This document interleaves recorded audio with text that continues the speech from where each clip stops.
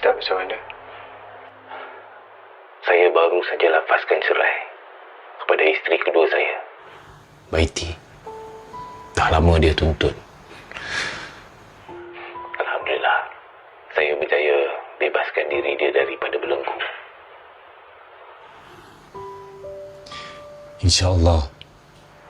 Kalau kita hilang sesuatu, Allah nak gantikan dengan yang lebih baik.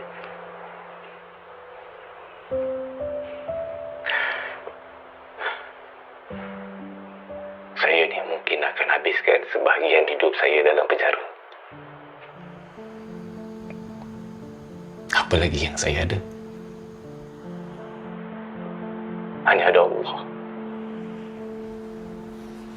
Padahal dengan muka saya kan, Allah rezekikan saya dengan ilmu agama yang tinggi. Tapi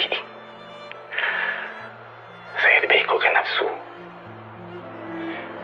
Ini semua bukan ujian,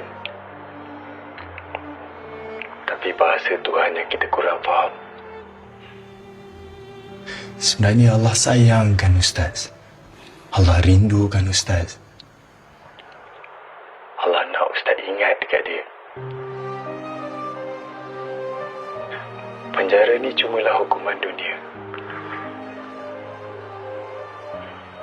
Semoga semua ni membuka jalan untuk Ustaz taubat.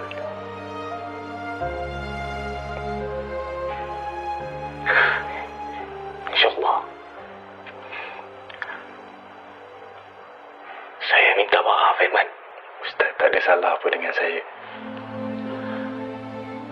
Tapi saya berdosa besar dengan Anissa. Dia takkan maafkan saya sampai bila-bila. Kalau Anissa tak maafkan Ustaz, kenapa dia suruh saya datang?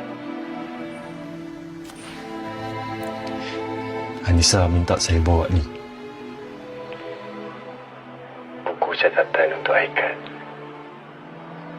Nanti saya akan serahkan kepada pihak penjara untuk cek. Kalau ada rezeki,